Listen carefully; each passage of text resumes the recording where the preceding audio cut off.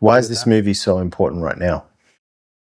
The film is relevant for today because I think a lot of people are going through mental and spiritual instability and lack of well-being in that area and feel isolated in it.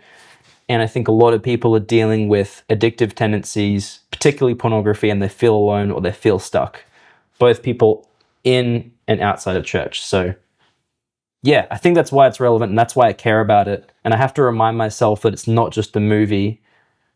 Like, people could genuinely be moved by this and there could be real change, particularly in those areas for people, and there could be healing, there could be a sense of encouraging community, there could be a spiritual element to it. So yeah, a lot of thoughts, but I think that's why it matters to me and why it's relevant now.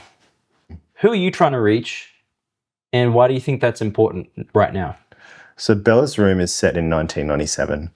At that time, whilst foster care isn't the central theme of the film, it is the context in which we see Bella living and getting through life. But back then, there was roughly 14,000 displaced children in Australia. We're in an era right now where we've hit another crisis in foster care where there's over 48,000 children displaced in Australia. And so foster care is hitting a crisis right now. So there's a relevant aspect to that there. But I also think the relevance entertainment-wise is a lot of audiences are wanting the nostalgic touch of let's go back to the 90s. Let's go back to the 80s. Yeah.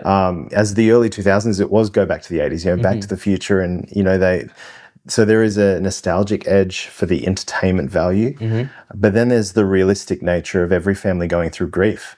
As healthy as your family might be, and the Carpenters, the family that Bella ends up with temporarily, that she starts to heal within that context, they are a healthy, loving family. They love one another, but they're tackling grief.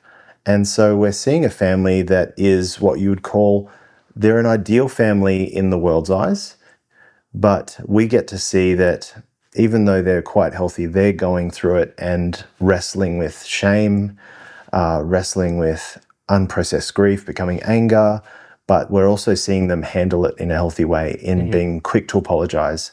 And that's something Bella's never seen. Yeah. And I think that's points to the issue of humility in our day and age.